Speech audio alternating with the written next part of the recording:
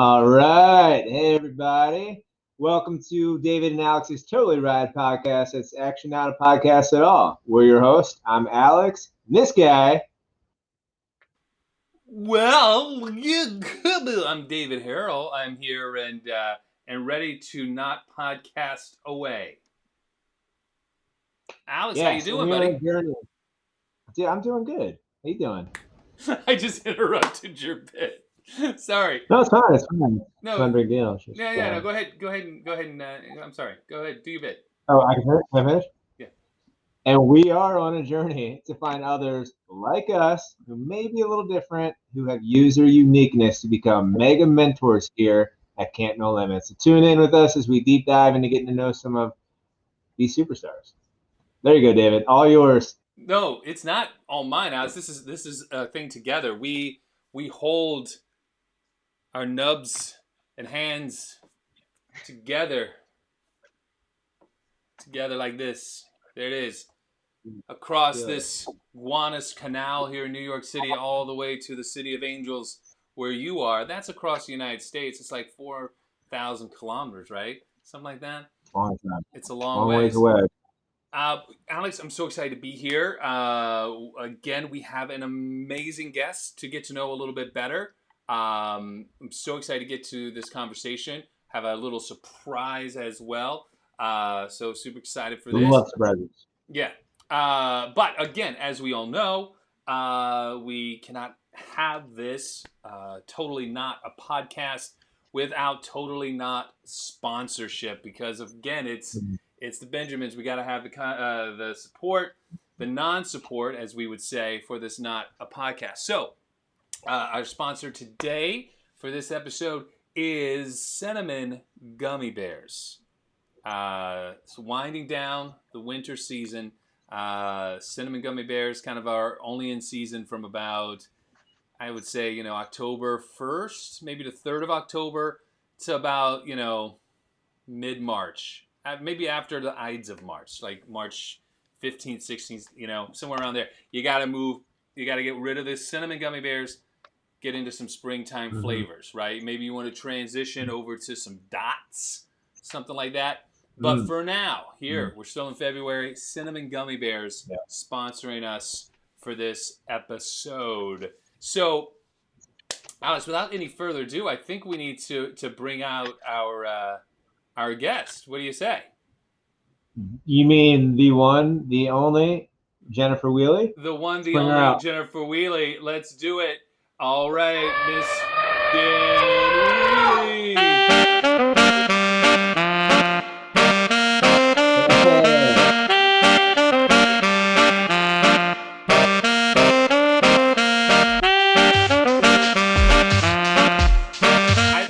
I like how I just copy whatever the dance move someone brings in. That's just my style, my dance style. I'm just gonna copy what you bring in, and then Jennifer, I'm gonna adapt. if we call you Jenny, Jennifer, Jen, JWs, J-Dubs? What do you prefer? I've been called a little bit of all of them. I go by Jen. The only one who still calls me Jenny is my daddy. Did you? All right, Jen. As a kid, did you go by Jenny when you were younger, or was that? I did. Okay. I went by Jenny my whole life. So, but I would probably say back home, I'm still called Jenny by a lot of people. Okay. That's interesting. But I don't tell that many people that. You don't tell, yeah, there's a split. You were like, now I'm Jen, right? I'm like, I'm 48 years old. I'm too old to be a Jenny. Right. What stage was the J-Dubs? That's what I want to know. There was some J-Dubs that people tried to sneak in, back in the dub age, but still I felt like I was a little old for that, so I didn't let that catch on very good. But yeah, the dub age, we're speaking of the early aughts, I think, was the dub age. So that leads us into a good question, though, Jenny. we talk about where you grew up. Tell us a little bit about that. Where did you grow up, and what was life kind of like for you as a kid? I grew up in a little town outside the San Francisco area called Pleasanton in California, and um, it used to be all the people that couldn't afford to live in like the San Francisco area would move out into like the little kind of cow towns. And back then, Pleasanton was small. You bought a house for like $70,000, and it was super cheap. And all the kids would run around and play in the dirt in these fields and jackrabbits. And it was the type of place where your parents sent you out and said, "Don't come back until the streetlights come on."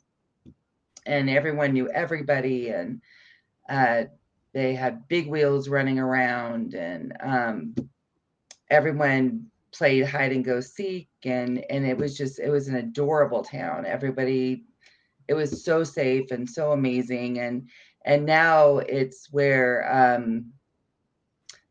like all the football players from the Bay Area buy houses in Pleasanton, and Silicon Valley people come and live in Pleasanton. So those $70,000 houses are now like up over $1 million, and nobody can afford to live there anymore. So it's changed a lot, and you don't let your kids aren't outside playing; they're all going to coding classes and 50,000 other classes a day. So it's a lot different now than when I grew up there, for sure. Yeah. It sounds like it built up a lot since then. I mean, so what did A you do lot. for besides hide and seek and playing with jackrabbits? What was life like for you as a kid? It was just like a super simple camping, Disneyland once a year, visiting with friends, always with the family. I had a ton of brothers, and we spent all of our weekends visiting family, always with the Sunday night dinners. Uh, just um, a super simple down home type family life. I guess it was very family centric, I guess. All the cousins, those were your best friends, your cousins, your brothers and sisters, everybody. And it still is to this day. Honestly, my daughter is getting married next year. She has 15 people in her, just on her side, in her wedding party, because she has to have all of her cousins in her wedding party. So it's my family, like generation after generation, is still like that. It's family first. Oh, that's great. That's just us, I That's gonna guess. be yeah, a lot of dresses I and can't even begin to imagine how big that's going to be. Yeah, I need to but it's invest in amazing. taffeta right now. It's gonna be Invest a in fun Oh, taffeta. party. it's going to be absolute chaos, but it's the best, because when your family is your best friends and you grow up like that, it's like you don't even have to leave your family. You're all right there, and you all grow up together. So it's pretty amazing. Yeah, that is. You I also mean, want to kill each other sometimes, but well, It's true. love. mostly you're all friends. It's love. That's true, and I Yeah. mean, it is. That's such a cool thing too. That in that part of the country, and again, just such a beautiful part of the country. So, tell us if you because this is a podcast with Camp No Limits, and you're one of the many amazing mentors that we have. And Camp No Limits, for those of you perchance finding us here on Facebook, like just randomly scrolling the Facebook, we're an organization, and our mission is to educate, empower, and support children with limb difference and limb loss and their families. And so, Jen, could you talk a little bit maybe about your limb difference and sort of your experience there and kind of how that came to be? For sure. So I always tell people when they ask me about my limb difference, like I wish I had a cool story. Like I wish it was a shark bite or a hot air balloon or like something that was semi rock star, but um it was not. And it was, just a kind of series of unfortunate events of how I lost my leg in 2013. But I am a below the knee amputee, also called a BK amputee, and which means I still have my knee, uh, which makes it a lot easier when you're getting your prosthetics, because I don't need to have my a robotic knee. Um, I just got a new leg actually, and it's pretty cool. I don't know if I can above my desk here, but I'm gonna give it a shot. I don't know if you can tell this, guys, but it is full on glitter, Nice. silver glitter, which is super cool. With a little Revo in the back for myself. She's a So beaut. that's yeah, it's like having a big chrome bar at the bottom of my leg. Um, but so yeah, that's about it. It's been about God, 13, about 8.5 years since I lost my leg. And I'm not a congenital amputee, obviously. But I was not a traumatic one either. I was given the choice by my physician after several operations to say, you can be in a wheelchair for the rest of your life, or we can amputate and you can be ambulatory in 6 weeks. So I chose to have my limb amputated so that I could walk. Well, that's And interesting. that's my story. And Jen, because that happened sort of later in life, how do you, and again, it's not, I mean, it's not been terribly long ago, though, it's been a little bit of time.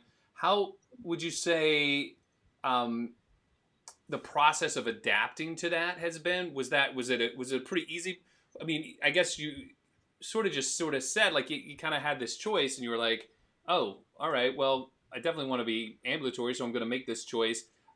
So was the adaptation getting kind of used to that kind of a quick process because of that reason? Or did you have any hiccups along the way? And what were some of the things that you did um, to really sort of adapt to this new way of getting around? For me, it was, um, I was like itching to get back up, and they said, no, you got to wait 6 weeks.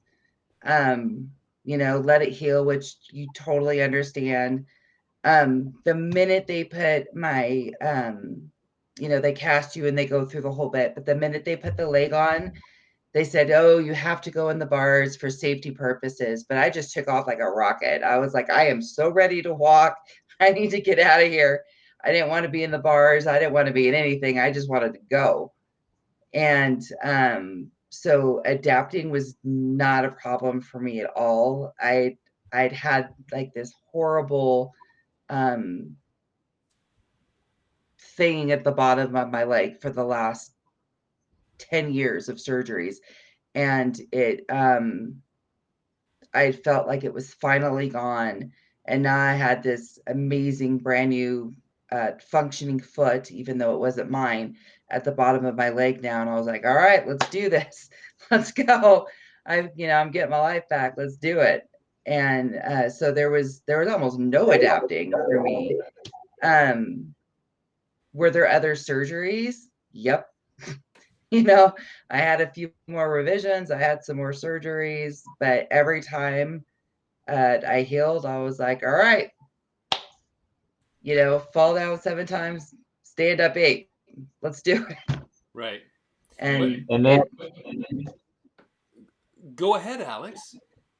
I was just gonna say that kind of like drive and tenacity and like uh, that go that you had in the beginning of that, and wanting to overcome it and get back to a more normal life and being athletic and just getting back to normal stuff that you wanted to do, like, is really inspiring for this community in general, because that's like the hardest part, is that mental during that. So to overcome that and physical at the same time is really motivating. And then also what you said a little while ago about your not having a cool story kind of thing. I think what's really special about the Camp No Limits community is that everybody comes from such a different walk of life, like we all have a kind of a different, no, not any one of us really have the same kind of story. So like your story, even though it's boring to you, maybe somebody else might experience the exact same thing and look up to you as kind of a role model. So I do think it's like special that we all have these different, ways of how we came into limb difference or limb loss, or who we are. You always have the right words, Alex. I don't know about that. He is like our Cervantes. I don't know what that means. But, I don't even know where that. Oh, I think I do know where that came from. I was like, why did Cervantes come in my?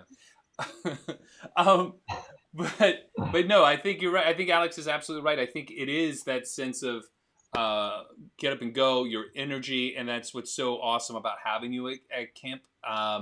Is just the energy and excitement that you bring.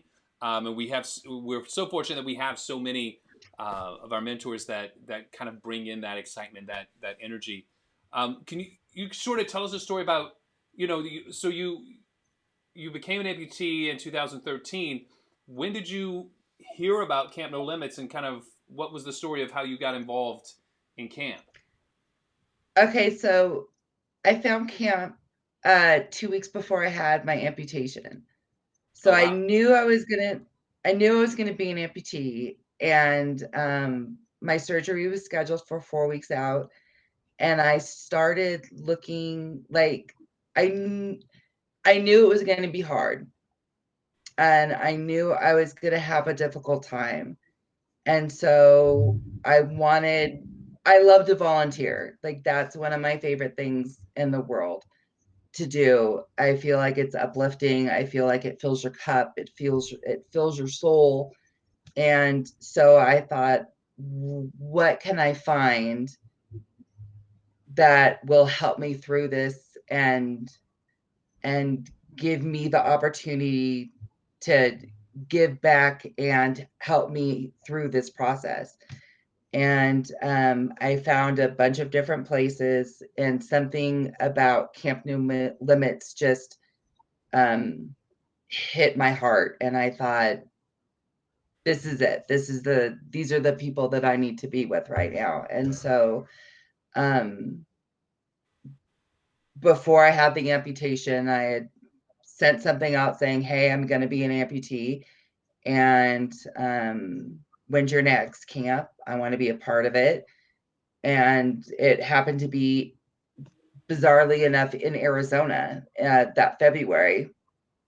And so I became an amputee in October. The next camp was February in Arizona. And that was going to be my very first camp. So it was, call it what you will, divine intervention, serendipity, whatever you choose to believe in. It just, it was what it was. And I've been with them ever since.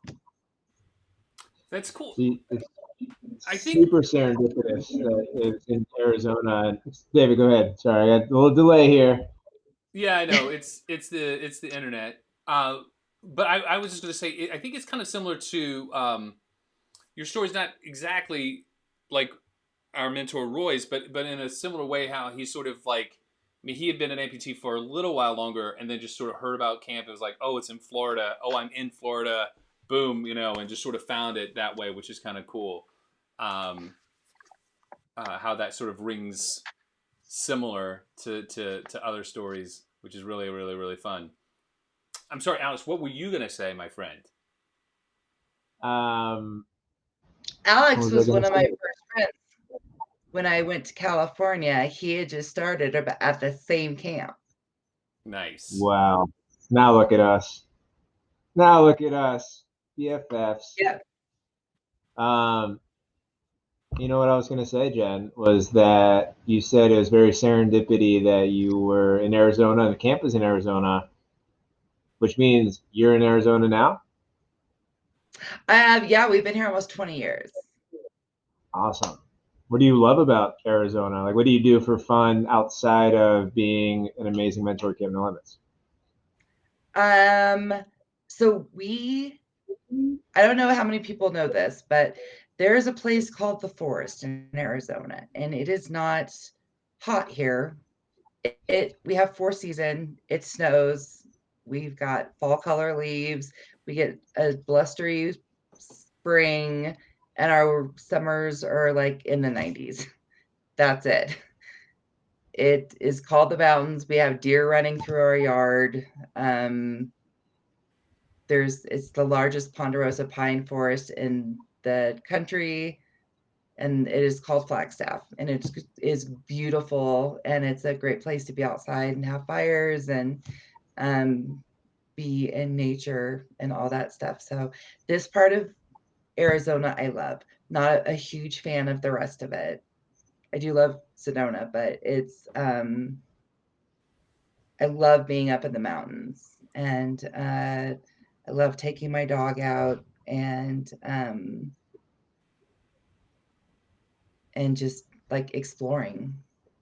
I mean, that is one of those things where, just I'm gonna sound like a Gene Autry song or something, but like how like we don't really understand the difference and beauty of our own country sometimes, because like if you're like, oh yeah, I'm from Arizona, all I think is desert. I just am like, oh right, so Yeah, you're in the people are like, desert "Oh, and you're it's so hot there. How could so you stand hot, it?" I'm like, and maybe there's the sort of odd, weird faux grass that's like in Phoenix, maybe, I don't know, but yeah, but like the red, it's all red, it's like Scorpions. cactuses, and then if someone years ago, if someone said like, yeah, I'm from New York, I would have been like, oh right, so you're from New York City, but no, there's like 4 times as large of area than of New York State than there's New York City. So it's just like this.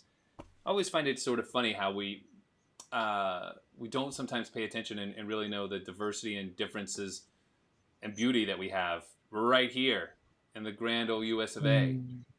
I think we You know what need that to means? do a lot more traveling in our own country Yeah, no, sometimes.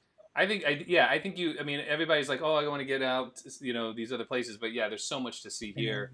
I think that's true. I need to get my guitar and start my Gene Autry song.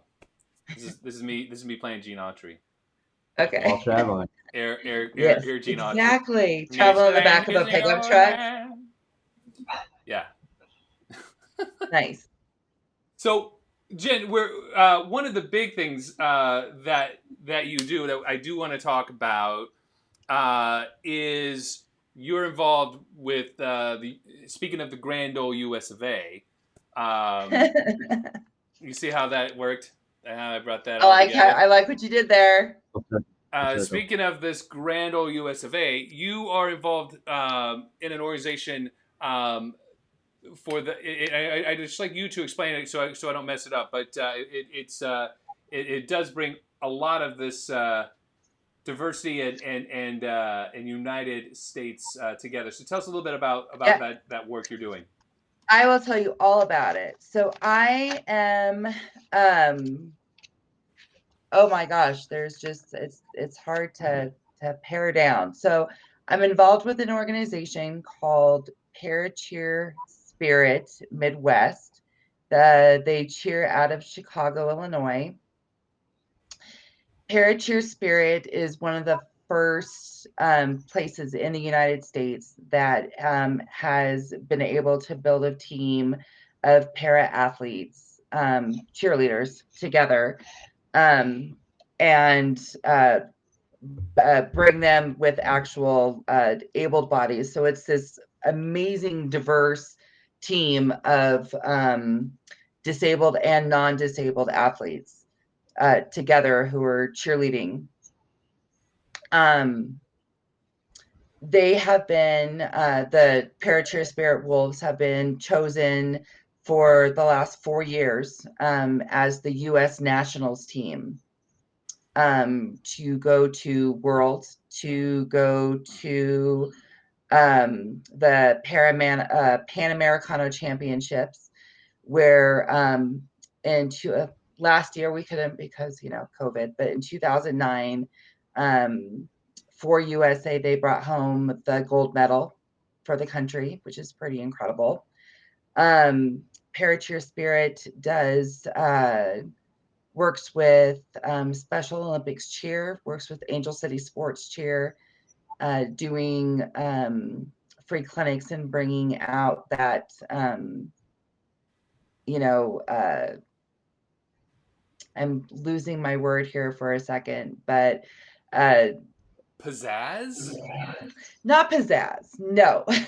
But yes, also yes.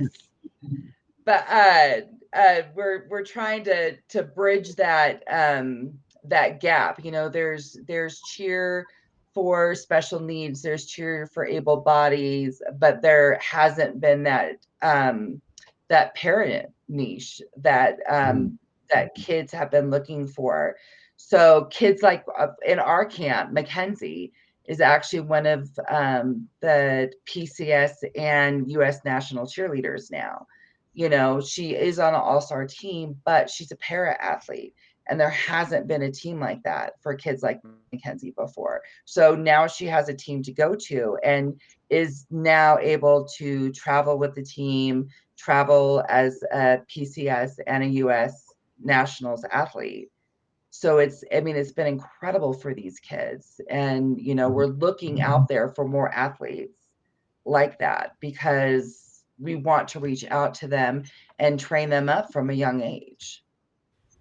Right. Have you always been a cheerleader, Jenn? And I have always been a cheerleader and dancer.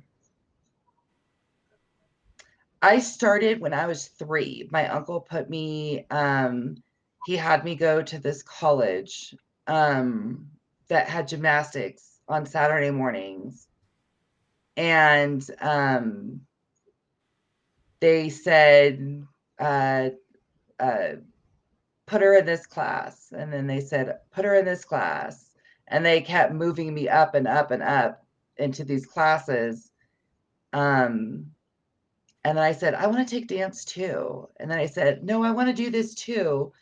And pretty soon I was doing as much as I could, as much as the family could afford. And in addition, anytime I was outside, I was doing flips off the curbs and walkovers off the curbs and anything I could on the grass, anything I could on the monkey bars. And I can't even imagine how many times my dad had to take me to the hospital for a cast or something for something that I fell off of or misgauged a curb height or something ridiculous, because I was constantly upside down, constantly. That needs to be the name of your memoir or something. Constantly upside down. Seriously, I really was. Yeah. Well, so Jenn, I think because you guys are always looking for new talent, we thought that Alex and I would kind of audition for you, have like a little bit of a cheer off for you today, kind of see what our skills are. I love it. There's no age limit for our team. So thank God. Cool. Okay. So I want you guys to think about that. Okay. Yeah. I mean, Thank you, Jacob. All right. So I'm gonna do our cheers, and you, I think, have said you're gonna judge them on certain criteria. Is that correct? Yes, we'll take into account creativity, safety, okay, jumps. Check. You're not going to have music unless you are. Yeah. Your uniforms are your uniforms. Mm. And then overall performance. There's no pizzazz category. No. Well, I will make a special pizzazz. Okay. And tumbling. I'm not sure how much room you have for tumbling in there. I wish we had tumbling. All right. Well, we'll see. Okay. I can take the category out. Like I said, your overall is going to be your overall. Your overall. Right. If you could take out 4 of those 5 categories, that'd be cool. Right. All right. So here. You know what? Your pizzazz can be a large part of it, Alex. It could be. I think pizzazz. That's why I was fighting for pizzazz, because I think if there's anything Alex and I both share, it is pizzazz. So and everything is. I'm gonna condense it because usually the score would like go up to 100, but I'm gonna go ahead and condense it to 10. Perfect. I think that's perfect. Thank you, Jen. All right. Here we go. I'm gonna play. Here is Alex's cheer for us, ladies and gentlemen.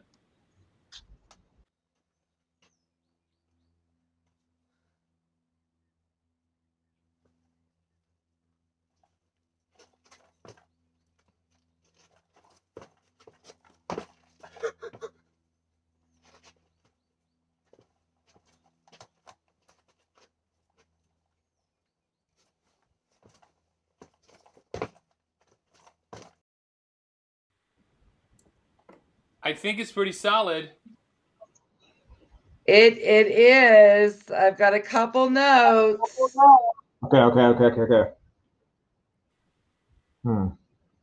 Oh no, she didn't freeze, did she? No, she's writing. Okay. No. Good. Never been so nervous in my life. It does, and I will say to the audience watching, it did look like Alex was about to audition for Robert De Niro. Is what I said. He looked more nervous than I've ever seen him to try to do a cheer. It's scary. It's a scary thing. There's a lot that goes into it. Thank you. Oh, thank you, Mary. Yeah, those moves were good. I like the Running Man, but though I'm not able to judge here. But that was impressive for me. Mm-hmm. Thank you, David. All right. I'm going to go ahead and watch yours, and then I'll give you guys your notes and your scores. Okay. All right. So here we go for the David cheer. Ready? Okay. We got the spirit. Yeah, we got the spirit. Yeah, we got what?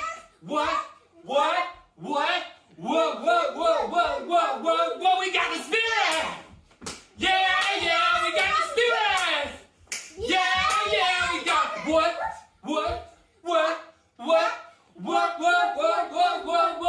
We got the spirit.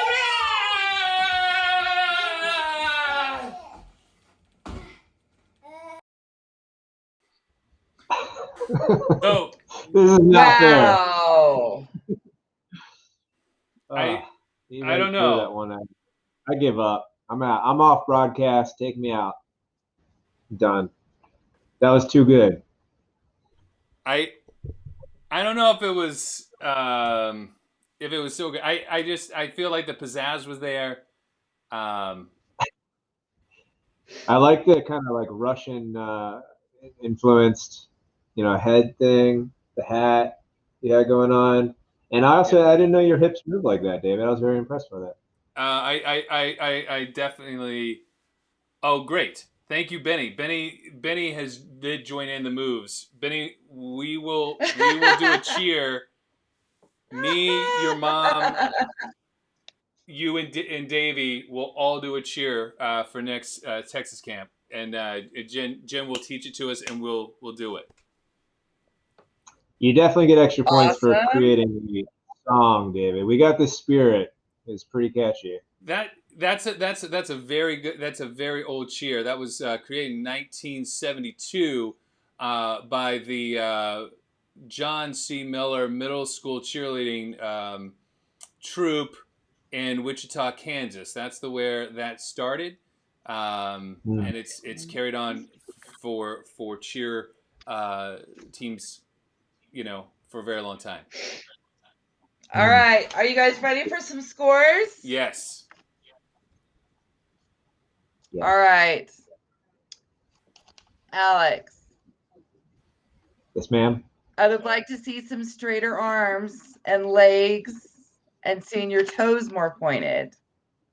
But you had a very good pike to the front.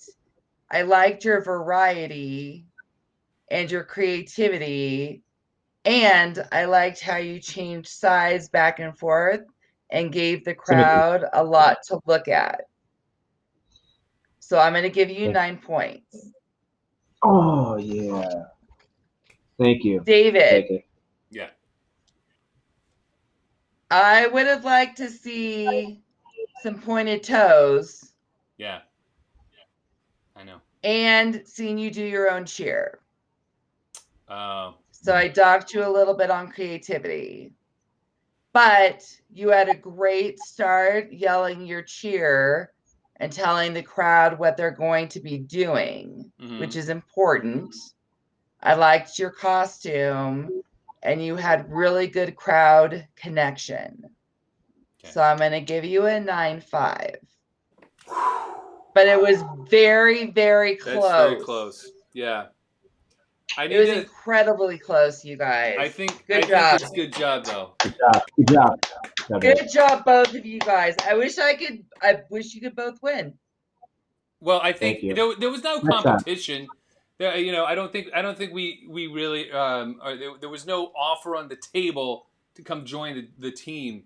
I think the team will be much better off without us. But we want to encourage. I just want you guys to note how high your scores were. Those were super high scores. I am impressed.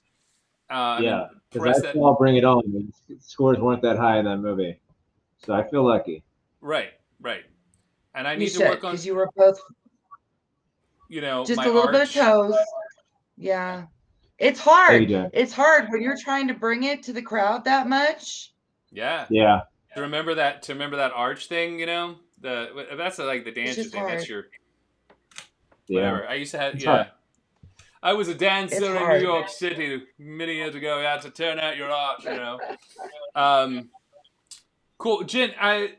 We're kind of coming to the end here. I want to just one last quick question. Toads.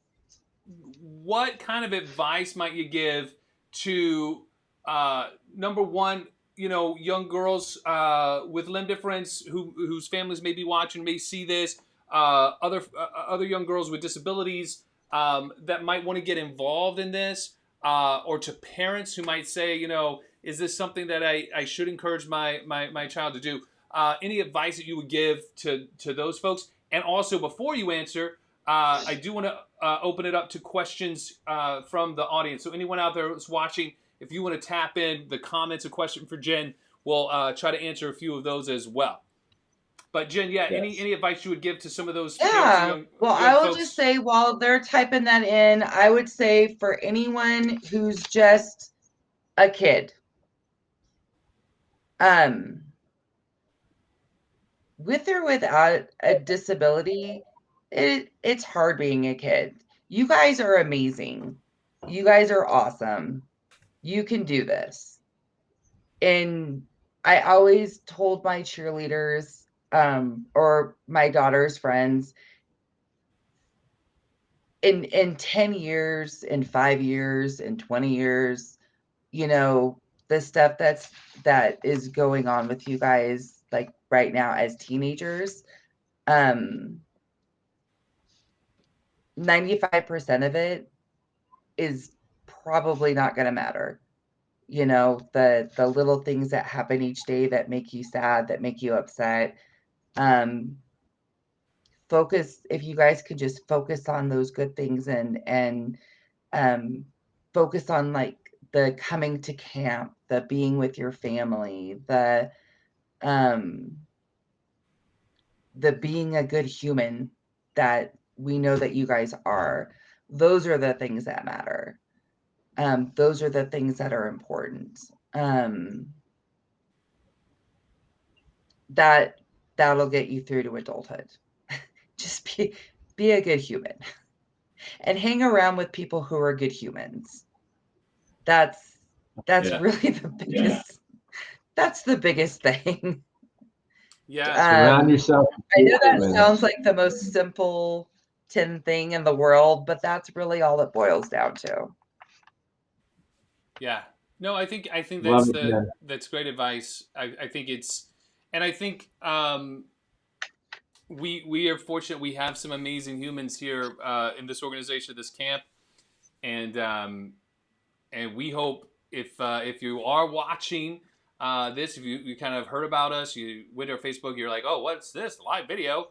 What's going on here? See, I don't know if you talk like you're from the 1920s, or possibly Sarah Cronin, because Sarah Cronin kind of talks like this. See, I don't even know what's.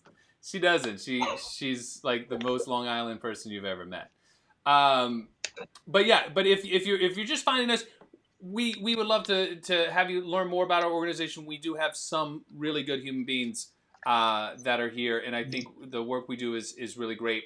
So please check out our website, get more information. We've obviously had to go virtual in this time, so we do have a new virtual camp that will come up in the next couple of months, and then we're going to keep working and figuring out how we're going to proceed through the summer as things hopefully continue to improve, and we'll continue to bring out information about that through this year.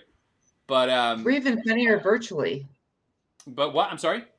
We're even funnier virtually. I think we're pretty funny virtually. I think we do a pretty good a good job, and I think I think the biggest surprise of it was for me is how connected we were able to be, how important it was just to be around a community and others like you and the things that we can learn. So with that, I want to thank you, Jenn Whealy, for sharing your story with us, for sharing your amazing energy and your just your dare I say pizzazz for the 8th time with us. I so love just hanging out with you. I so love hanging out with you, and Alice Barone, of course. I love hanging out with you, my friends, even if you don't have the man bun working tonight, though you should. It's still great to hang with you. Yeah. Any last parting words, Alex? I just want to say that my right ankle is fused, so I couldn't point the toe on my right foot. I don't know if that deducted any more points, but I'm just upset with myself that I could get a little higher, but I'm so appreciative. What about a 9? What about a 9.25? So you're only like 0.25 behind. Right. All right. Amazing. Thank you. And it gives us both just a little place to grow, to continue, to work. The work is never ending. Everybody needs room to grow.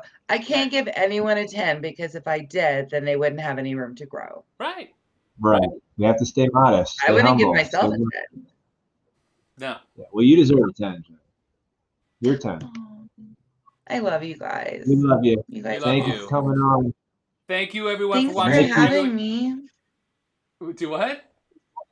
I said thanks for having me. Of course. No, it is so great, and it's so great for the rest of our community to get to know you. Some folks who haven't gotten a chance to meet you at a camp yet, getting the chance to see you, getting a chance to learn more about you, get a chance to learn about this opportunities in cheer. I think that's so important. That's such a great opportunity for young people to be involved and to get confidence and to grow.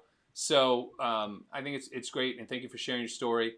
Thank you, everyone, if anyone's for watching. Interested, come follow us on Instagram, Paracheer Spirit. There it is. Paracheer Spirit. Send us an email. 2, 4, 6, 8. That's a little better. Who do we appreciate? There you go. There you go. All right. We'll see everybody soon. Take care. Bye, guys.